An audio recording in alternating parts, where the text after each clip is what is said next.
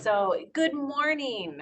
As you may know, this year marks Derry's 300th year anniversary. As part of our activities this year, the 300th year anniversary committee has organized a series of issues classes to help us better understand how the history of our church fits with the broader historical context. This is the first class in that series. When Scots-Irish settlers came to this area and founded Derry Presbyterian Church, we realized this land was not empty. There were people already here. This was the traditional lands of the Susquehannock and then the Conestogas who were living on this land and caring for it. We'll explore more of what happened in the encounters between the native people who were living here and the European settlers in the weeks that come. Today, to help provide a framework for these upcoming conversations, we've invited a very special guest, Reverend Irvin Porter, to speak about a church doctrine known as the Doctrine of Discovery. We'll look at what the impact of that doctrine was on the interactions between European settlers and native peoples, as well as the ongoing legacy of that doctrine today. So Reverend Irvin Porter has very graciously joined us from the West Coast. This is 6:15 a.m. his time. He is the Associate for Native American Intercultural Congregational Support and Racial Equity and Women's Intercultural Ministries of the Presbyterian Mission Agency. He is descended from 3 Native American tribes, Pima, Thahana-A'atham, and Nez Perce. Many of his ancestors served the Presbyterian Church as elders or ministers. Reverend Porter also serves as part-time pastor at Church of the Indian Fellowship in Tacoma, Washington, and he is the first Native American pastor since the church was founded by a Presbyterian missionary among the Puyallup Indians in 1876. So just a quick note, this will be recorded and it will be available online as well.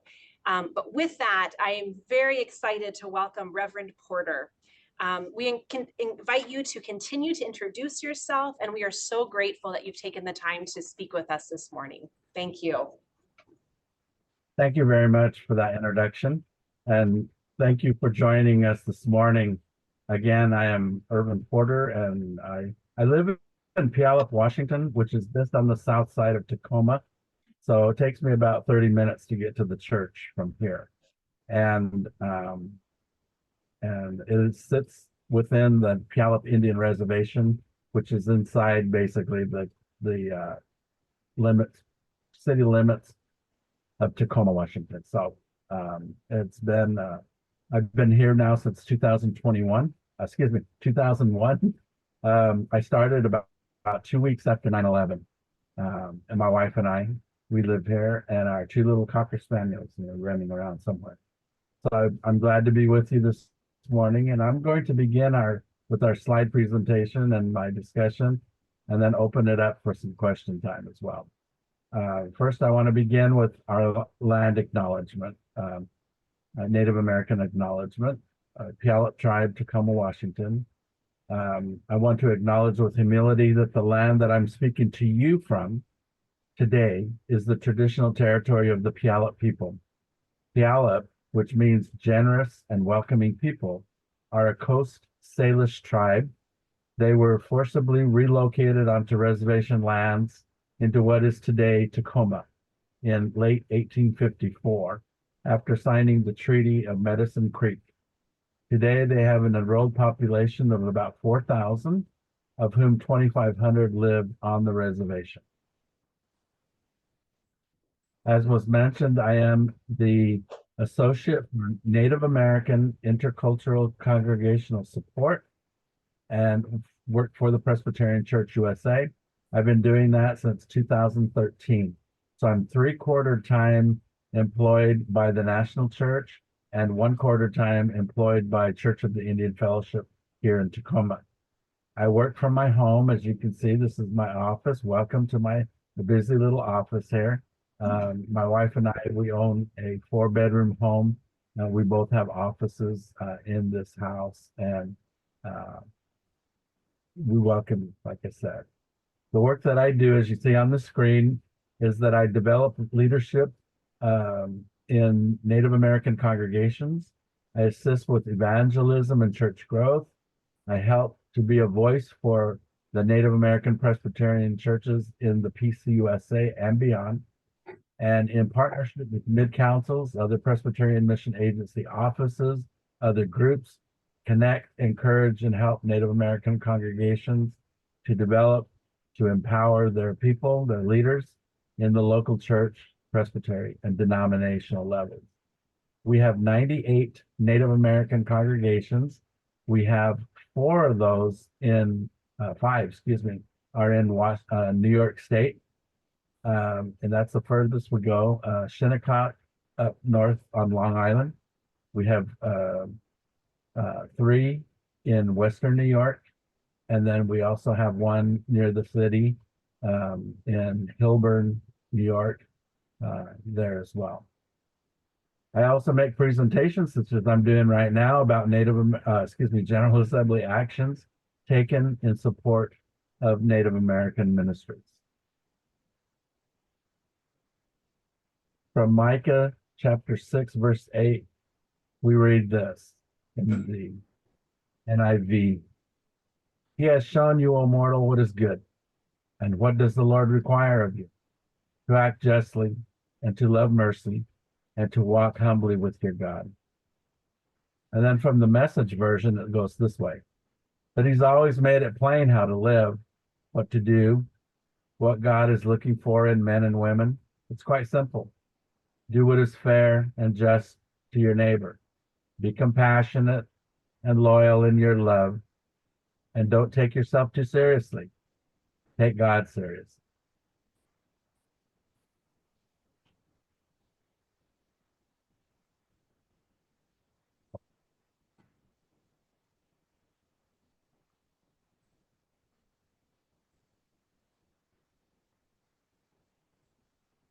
The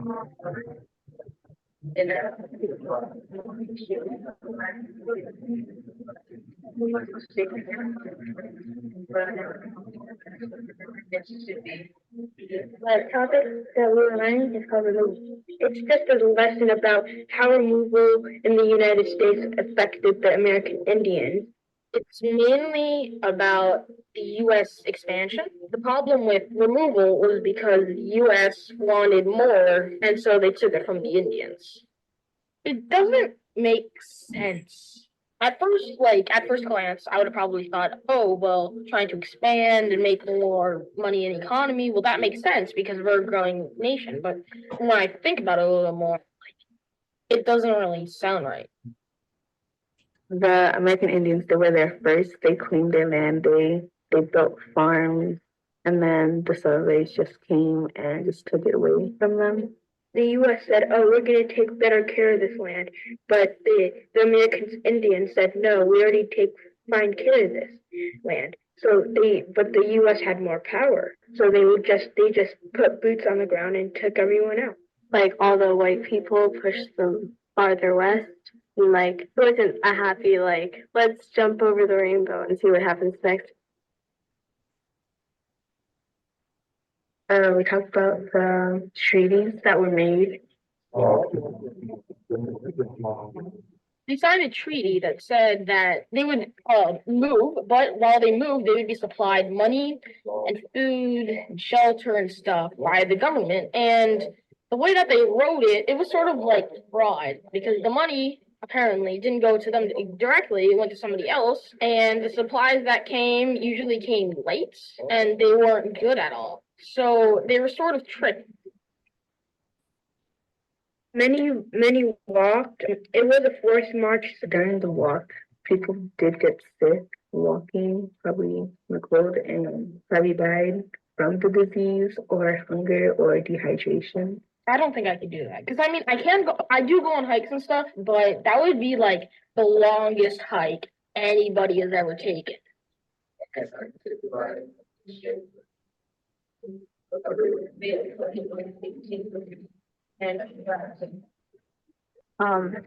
I don't think the government was trying to be so super mean, but I think it was more those individual people. I'm not a mega historian or anything, but I'm pretty sure this is not allowed.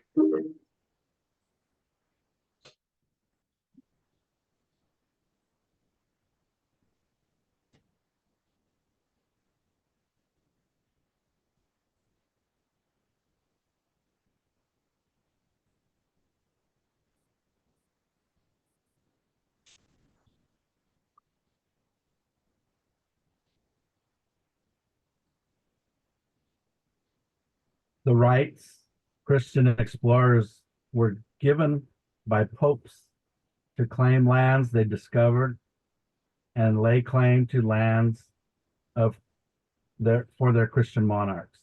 That is what the Doctrine of Discovery is.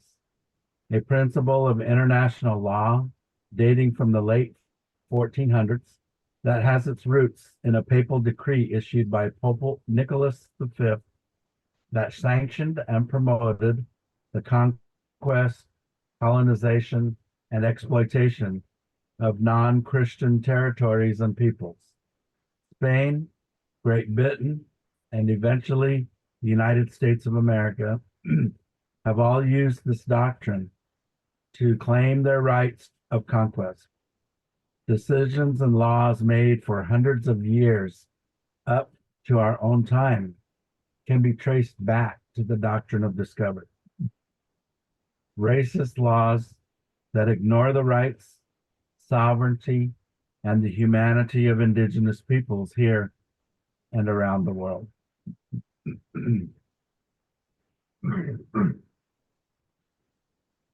A Doctrine of Discovery and its continuing impact on Indigenous people. The Doctrine of Discovery is a concept of public international law, developed by the United States Court in a series of decisions, initially one called Johnson versus McIntosh in 1823. So now it is 200 years old. It is based on a series of 15th century papal bulls, as I said, that gave Christian explorers the right to claim title to lands they, quote, discovered, unquote, and lay claim to those lands for their Christian monarchs. Any land that was not inhabited by Christians was available to be, quote, discovered, unquote, claimed, and exploited. If the pagan inhabitants could be converted, they might be spared. If not, they could be enslaved or killed. From Onondaga Nation faith keeper Oren Lyon came this statement.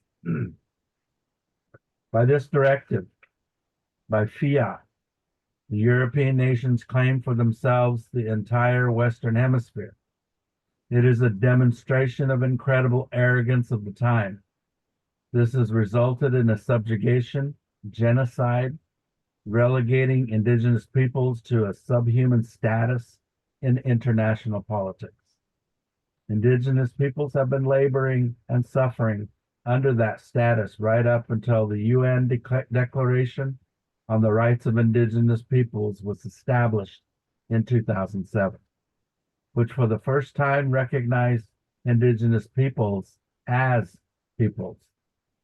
Up until recently, we were politically denied human rights.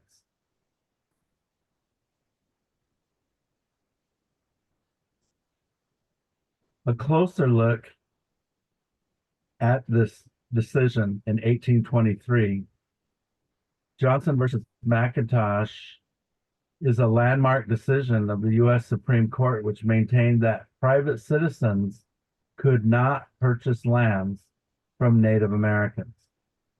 It lays down the foundation of the doctrine of Aboriginal title in the United States and related discovery doctrine.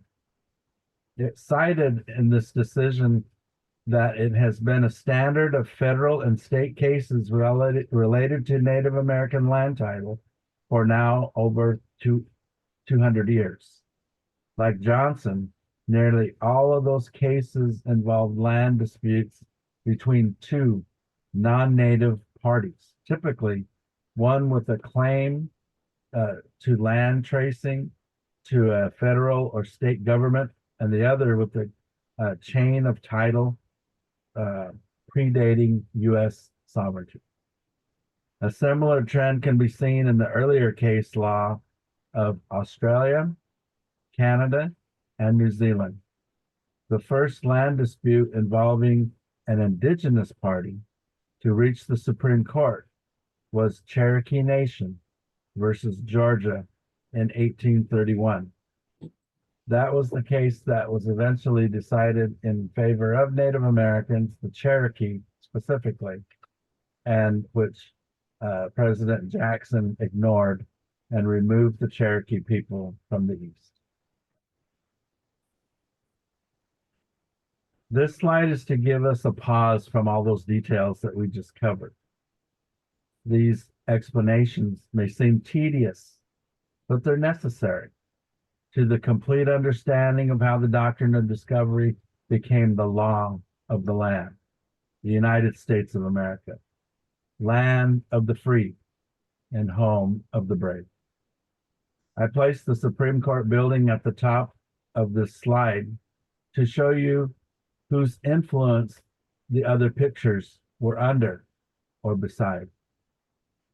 For about 100 years, the U.S. government supported a system of boarding schools where more than 100,000 American Indian and Alaska Native children were stripped of their cultures, their languages, and their religions, and then forced to assimilate into Euro-American culture. That policy, which continued until the 1960s, has continued intergenerational trauma, which affects Native American communities even today.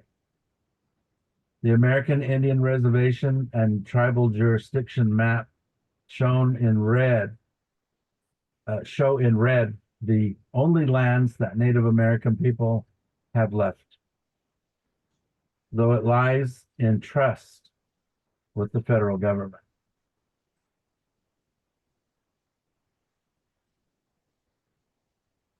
The U.S. Supreme Court, in a series of decisions, and most notably Johnson versus McIntosh in 1823, justified the way colonial powers claimed lands belonging to sovereign Indian nations during the so-called Age of Discovery. Under this ruling, title to lands lay with the government, whose subjects explored and occupied a territory where inhabitants were not subjects of a European Christian monarch. In the U.S., this doctrine was used to justify the Mexican-American War, the War of 1812, Indian Removal Act, the American Indian Reservation System, Indian boarding schools, and federal control of Indian lands, preventing tribes from owning their own land. Modern Americans don't want to feel guilty. Many believe we are not responsible and we weren't the ones drafting racist and genocidal laws calling for the relocation and often murder of an entire race. No, you were not. Americans can't change what is past. But American can do is what is right and change the future. It wasn't us sending thousands of Native American children to boarding schools where they were subject to many abuses, died, were forbidden to speak their own languages, or practice their ancient cultural ways. I would note here that it was during World War I and II, mostly during World War II, that Indian languages were used by the military as code, and it worked. Many Christians find themselves emotionally detached from the historical record of severe injustices and they continue to be inflicted upon Indigenous peoples today. The ethical reflection is lost when history is taken as an accomplished, untouchable, and unquestionable fact. Christians and Americans in general want these facts to just go away so they can continue to celebrate Columbus Day as they have since President Franklin Roosevelt designated Columbus Day a national holiday in 1934. For Native Americans, it would be much like Jewish people celebrating the birth of Adolf Hitler. A day in many places across the country, Columbus Day, is one with parades to commemorate the man who brought about the slaughter, the theft, the enslavement, and the forced conversion of this nation's first people.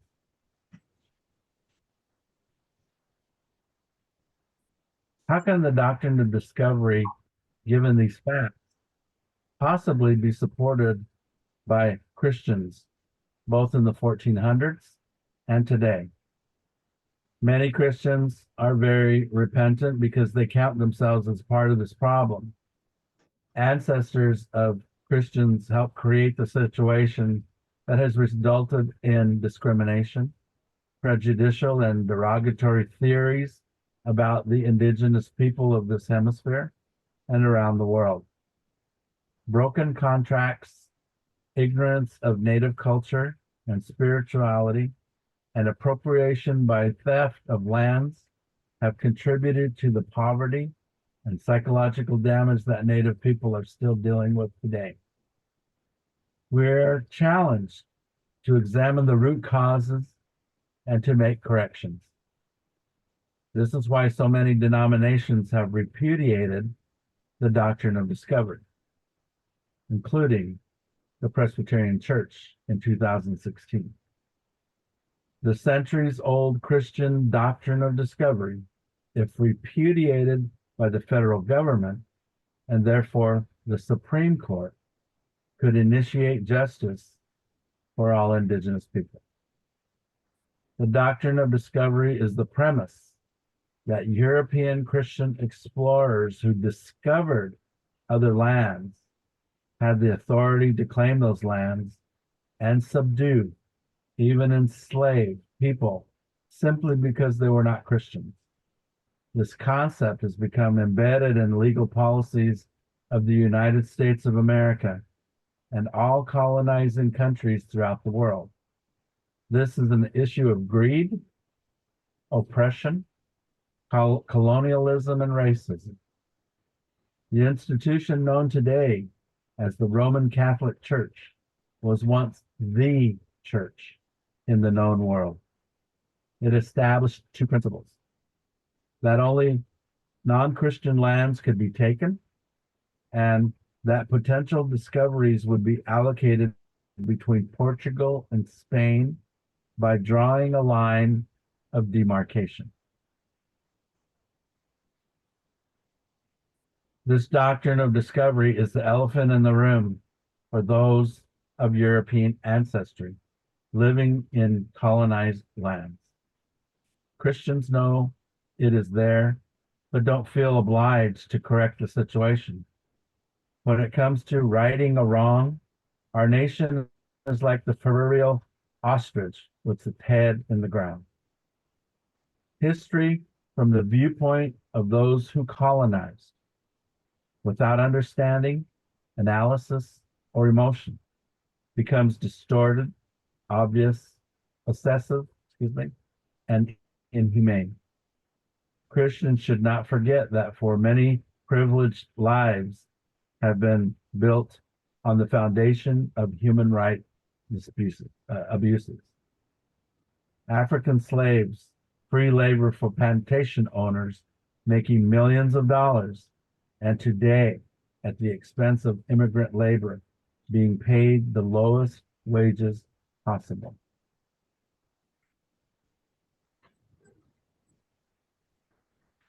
The Treaty of Medicine Creek was signed in what is now Thurston County, Washington, in 1854, and granted 2.24 million acres of land to the United States in exchange for the establishment of 3 reservations. Cash payments totaling $32,500, $1,625 per year over a period of 20 years for a total of $62.20 per acre. The dominant society personally benefits in Australia, New Zealand, and the Americas from the inhumane treatment of Indigenous people. This country is stolen land. White Americans own the best portions of the land and the rights to its natural resources. The economic juggernaut that the United States became and is today was created at the expense of Native American tribes, some of whom are now extinct, such as the Pionkashaw. This examination of injustice wrought through the doctrine of discovery, the learning which you are doing today, begins the work of healing, forgiveness, and hope for current and future generations. The treaty that were signed were just part and parcel of what was to come for these Native American tribes and for Indigenous peoples around the world. All Christians are called to action. We all can learn how the doctrine of discovery affects all Indigenous people throughout the world. Recognize the doctrine's impact in news stories concerning Indigenous people. Those of European ancestry can examine possible colonial mindsets and that of society. Recognize Indigenous people in your local communities and learn their history, or learn more about the Indigenous people of the area where you now live. Support the advocacy of justice, civil rights issues, and local educational programs. Visit Indigenous peoples' cultural centers and attend open events such as art exhibits, powwows, otherwise known as Native celebrations, and performances. Reject the doctrine of discovery and all its rationale. The goal is to participate in restorative justice, gain understanding. Repentance prepares Christians for forgiveness and reconciliation. A fortune cookie had the following advice: forgiveness does not change the past, but it does enlarge the future. In 2007, the United Nations adopted the United Nations Declaration on the Rights of Indigenous Peoples that called into question the validity of the Christian doctrine of discovery, which for centuries served as a legal rationale for stealing land and dehumanizing Aboriginal peoples, as well as justification for the establishment of boarding schools throughout North America to, quote, civilize, unquote, Indian children. The Declaration seeks to fight historical wrongs through the use of papal bulls of the Roman Catholic Church that are official decrees by the Pope sanctioning the seizure of Indigenous lands worldwide. Treaties are regarded as binding, sacred, and enduring text by American Indians and Alaska Natives, comparable to the U.S. Constitution and the Bill of Rights. Therefore, it is disturbing that the U.S.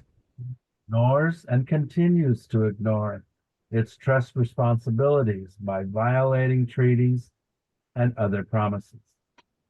Over 500 treaties were signed with Native people up until late 1870s, and none of them were ever kept.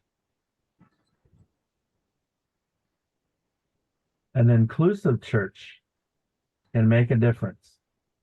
Partner with Native American congregations.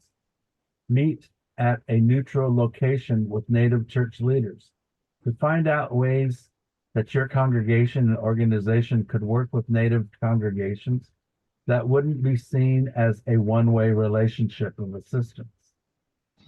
For too long, the missionary barrel, if you've heard of that, was what some white churches used from the 1800s and even today to help the poor Indian people by giving their used clothes to Native people, for instance. Consider arranging for youth mission trips to focus on Native Americans. Contact my office, the Native American Intercultural Congregational Support Office, who can make initial contacts with Native leaders to find the best fit for your youth and the Native congregation. Partner with Native American congregations to offer training for elders, for deacons, youth workers, clerks of session. This type of training is greatly needed locally, so distant travel, which can be very expensive for these congregations, is not necessary. Include Native Americans in Presbyterian, Synod, or clusters of church worship experiences such as Pentecost, pre-Thanksgiving worship services, summer picnics, workshops, and other gatherings as a way of fellowship with Native Presbyterians and not for diversity's sake.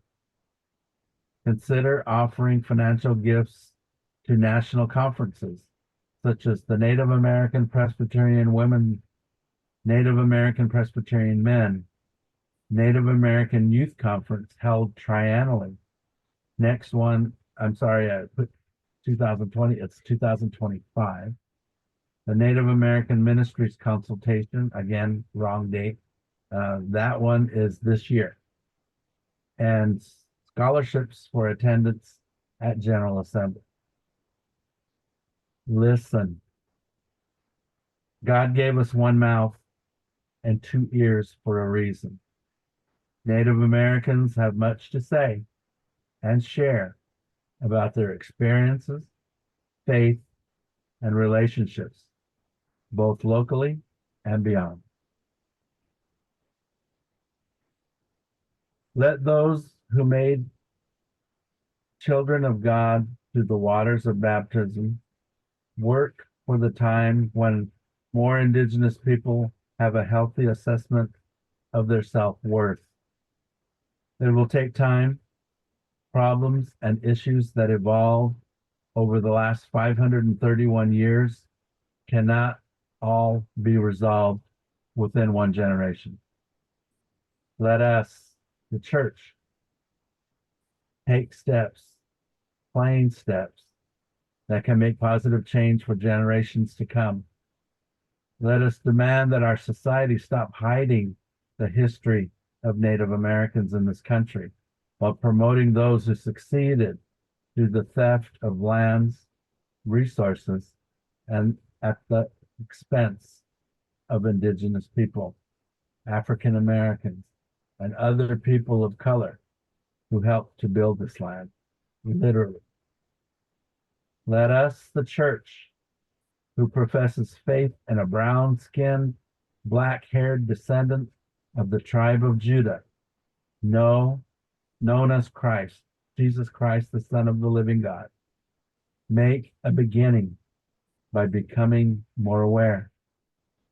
Let us, the church, do what is fair and just to our neighbor, be compassionate and loyal in our love, and not take ourselves so seriously. Let's take God serious. These are my ancestors. On the upper left of these are mostly from the Nez Perce tribe, my mother's people. My parents are in the photo on the lower right, Lawrence Porter and Eloise Moffett. My father is Pima and Tohono O'odham. It used to be called Papago. Pima are from the Phoenix area, south of Phoenix. And the Tohono O'odham are Papago, as they were called before, inhabit what is now Tucson, Arizona, even over on the other side of the border in Mexico. My mother's people are Nez Perce. You may have heard of Chief Joseph, one of those most famous from that tribe in north central Idaho. And my grandmother was not Native American. She was Norwegian English. So I'm only 3/4 Native American. The picture in the upper left is my ancestor who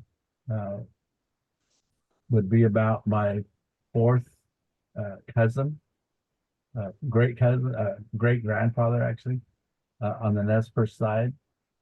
And he's actually wearing a peace medal that was given by the Lewis and Clark expedition to my ancestors among the Nez Perce who met with them when they came through in 1805.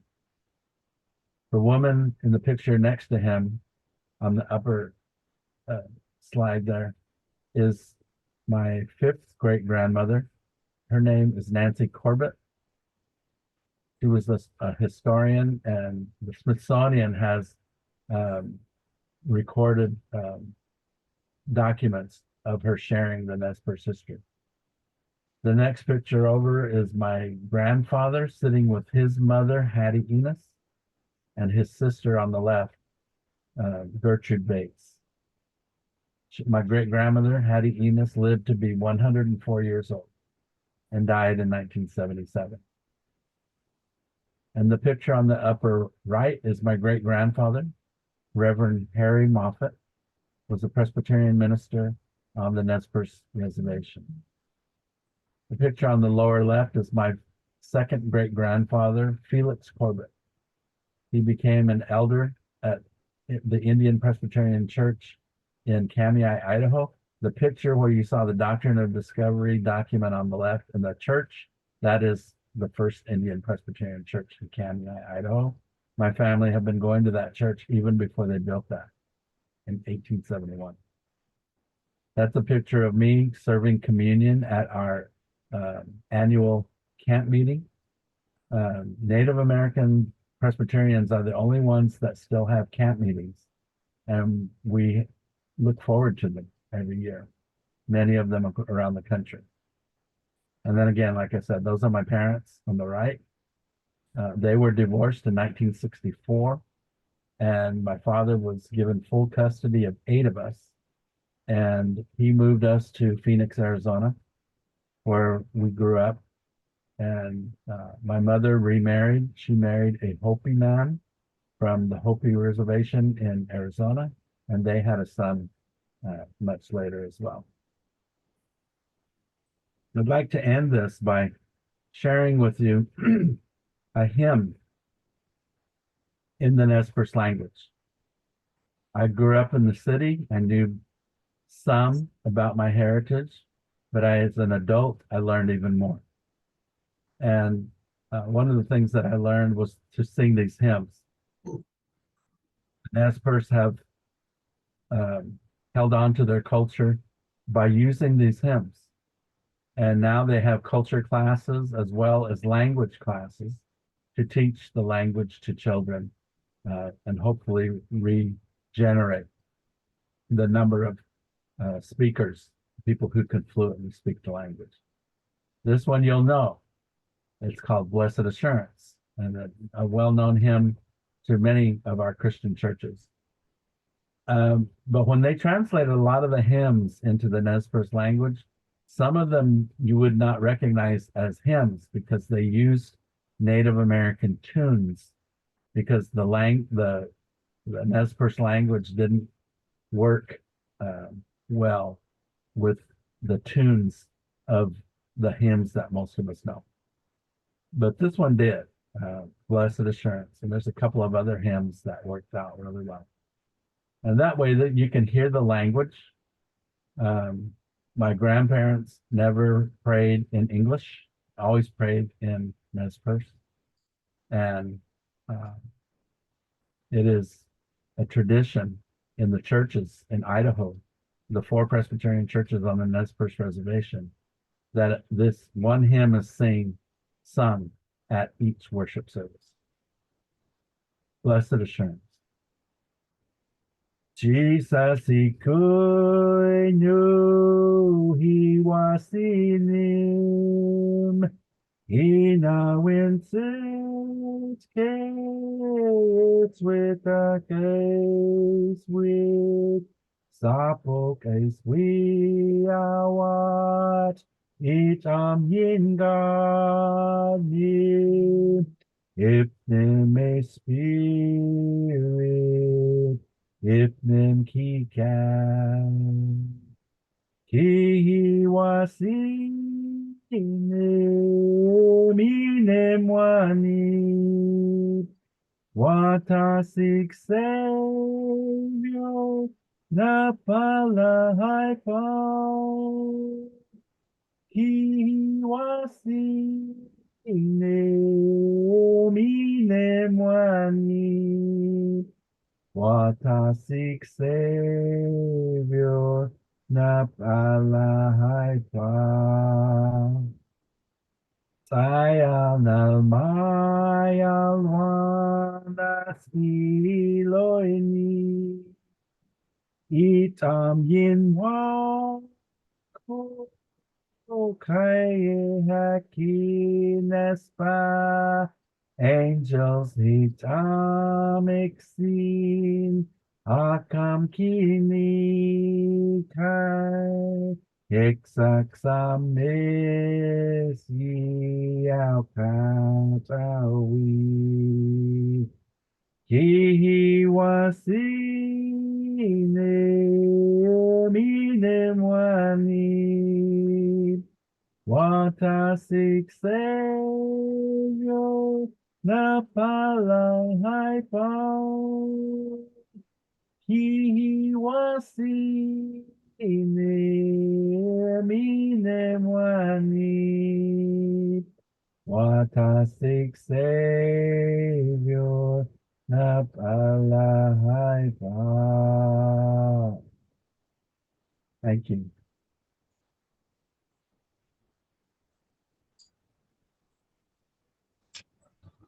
Thank you so So much. question. You're welcome. Any questions? Do you have an estimate? Do you have an estimate of how many Native Americans are in America, or by in total or by tribe? Now? Right now. Yeah, right now, yeah. The last census was around 4 million, 4.2 million or something like that. Those numbers have been skewed sometimes because people who fill out the census will indicate, well, of course, I'm Native American. I was born in America, that kind of thing. But it basically had to get a little bit more explained a little bit better. And so the numbers have been readjusted over the last 4 census, but it is about 4.2 million Native American people now. That can be also maybe a better, maybe not better, but another barometer of that number could be asking those claiming Native American heritage if they are enrolled in a tribe, and if that tribe is federally recognized, state recognized, one or both. You cannot be enrolled in more than one tribe, and usually the tribal enrollment requires that you be 1/4 blood quantum of that tribe by heritage.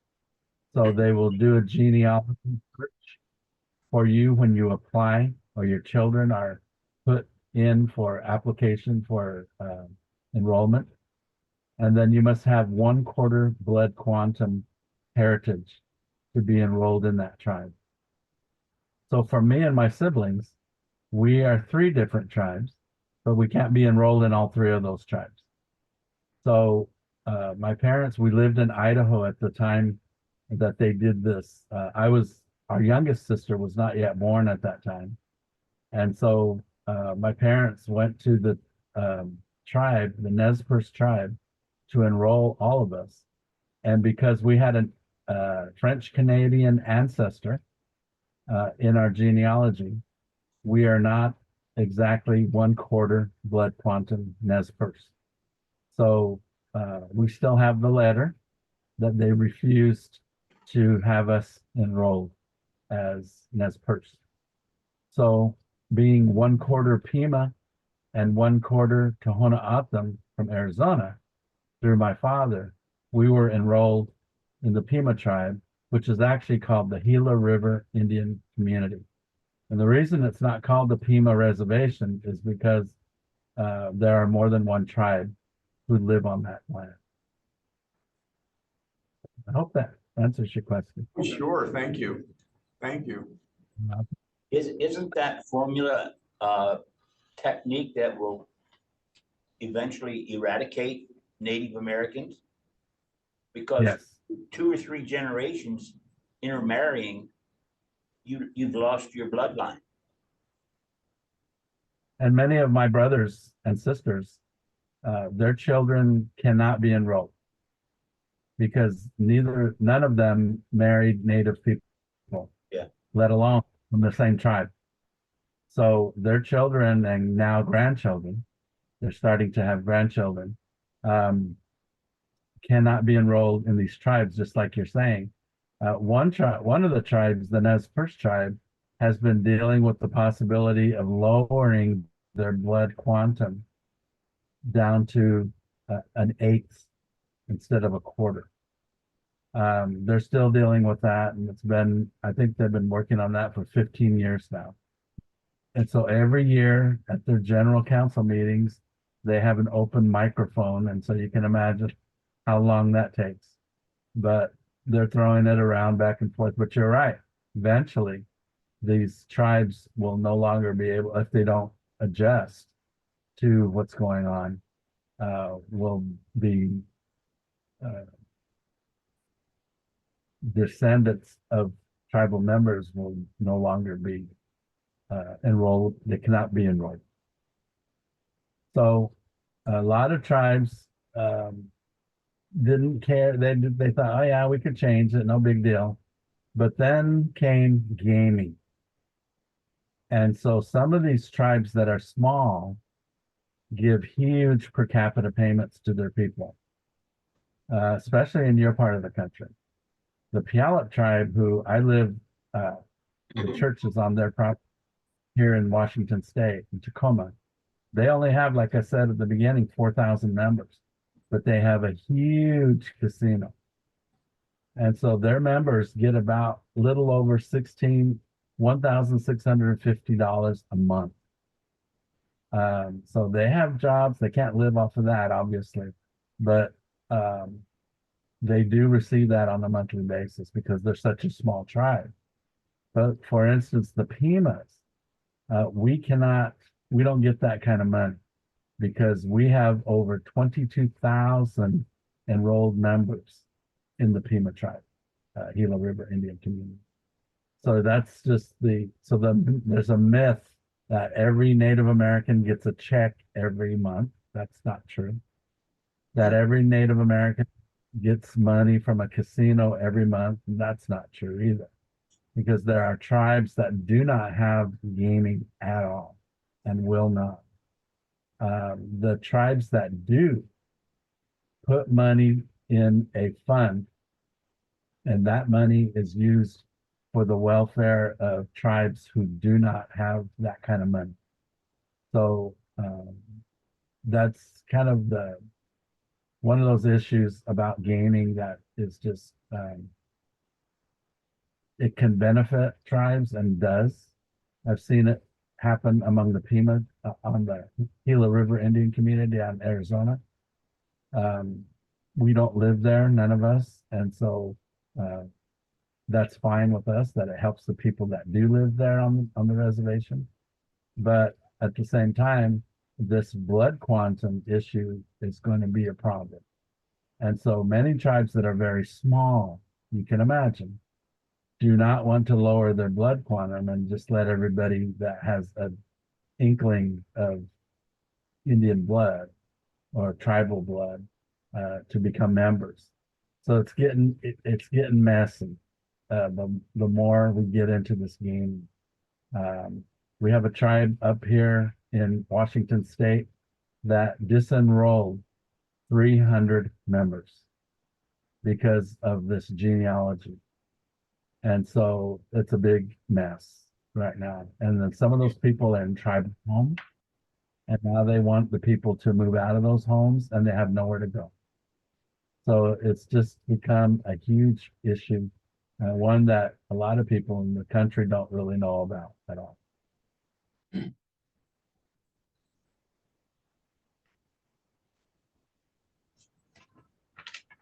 Curious if you have a sense of like how many languages are extinct versus like how many tribal languages still kind of remain as active languages that people are using.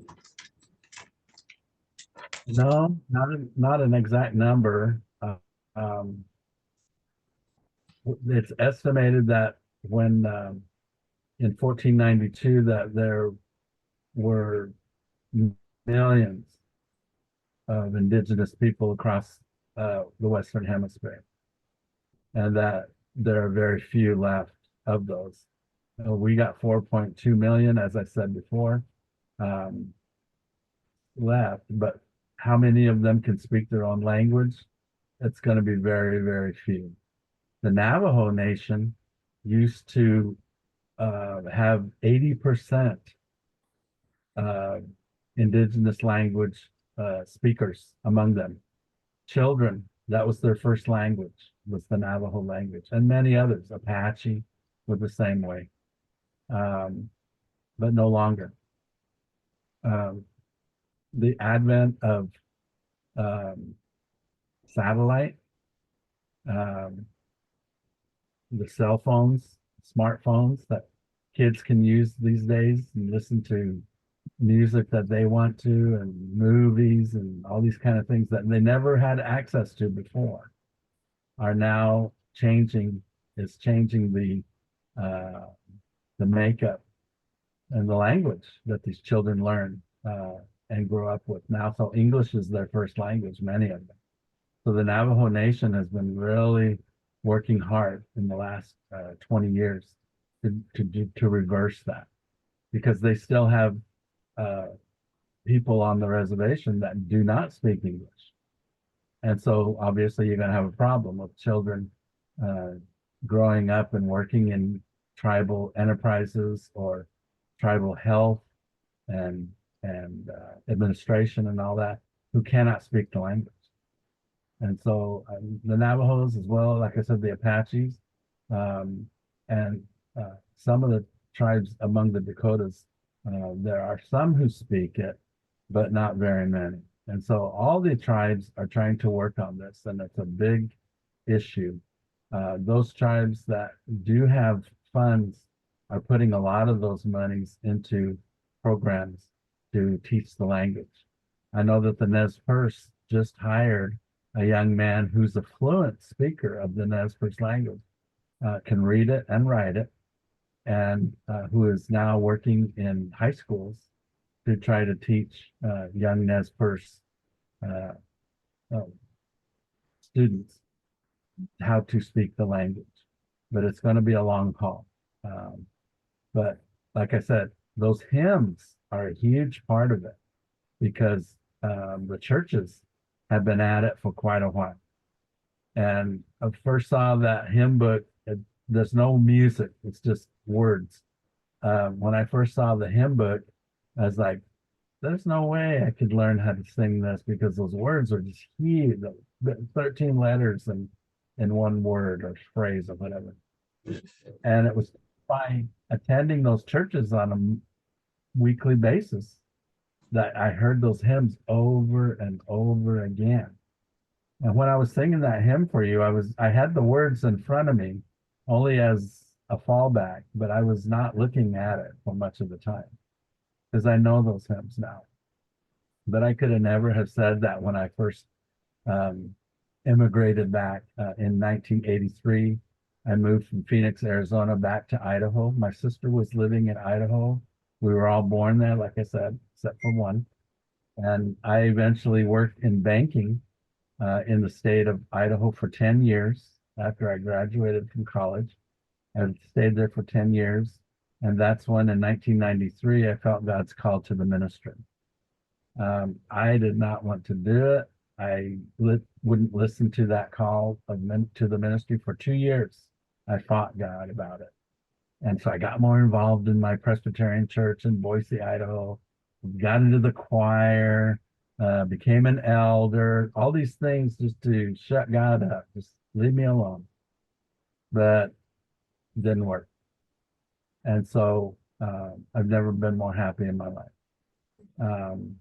My wife and I met at seminary in Iowa, and it's just been a joy in my life to have been able to have gotten the call to the ministry. And so I try to use those hymns. I sing some of them sometimes just before I preach here at the church in Tacoma. And I do that because I like to remind the native people that come to church there that God doesn't only speak English, and he never has. So it's a good reminder. And there's a lot of tribes around the country who do sing in their own languages and all of that. And some have lost it. The Puyallup, which is where I'm at, the tribe, they used to sing and preach in their own language, but nobody knows how to do it anymore. And so I'm very proud of the Nez Perce church, the Presbyterian churches there that have kept that language alive through the singing of those hymns. There are some, like I said, that you can't even recognize them as Christian hymns because of the tune they use, a native tune for those. So that's a long way to get to your question, but that's a good answer. I know Is there a Native American college fund that you can recommend that is exclusively for Native Americans to get higher education? Yes, and it is not a church organization, but it is called the Native American College Fund, and it does help Native Americans who can't otherwise get scholarships through their tribe. Again, we go back to the membership thing. If you're not a member of a tribe, you can't get, but you have heritage through them, you can't get funding to go to school, higher education. And so what happens is they have to rely on outside sources, and the American Indian College Fund is one of those that they don't have to be enrolled in a tribe and all that kind of thing, but they do have to share their heritage so that people know that they are Native American in the first place. I'll just stop real quickly right there. As I use that term Native American, you've heard me say Indigenous people as well. Native American people are not all on the same page with what we want to be called. Some prefer Indian still, and that's usually the older generation. Native American is the one that I prefer, and many others, but that's going out. And the one that's becoming more popular is Indigenous. There's also First Nations, and then of course the tribal names themselves. So, thank you.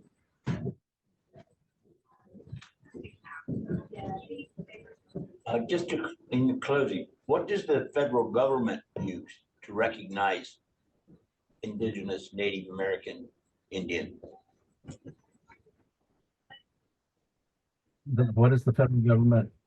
What does the federal government prefer? How does the federal government classify you? What term? Native American. The Constitution actually uses the word Indians. So we've had some issues with changing legislation that's been in place for hundreds of years that uses the word Indian. they're okay with recognizing it as Native American in some instances, but sometimes not. So it just depends. So even that's an issue. What do they call themselves? Most young Native people prefer Indigenous. Some will use the term Native American, but very few of the younger generation use the word Indian.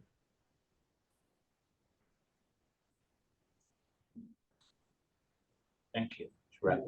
Reverend Porter, thank you so much. I realize we are out of time. This has been, I think, so helpful as to learn. I know I'm wrestling with some of the suggestions, recommendations you gave for how we can be an inclusive church. And I'm hoping that we as a church can continue to think about and wrestle with, you know, how do we keep learning?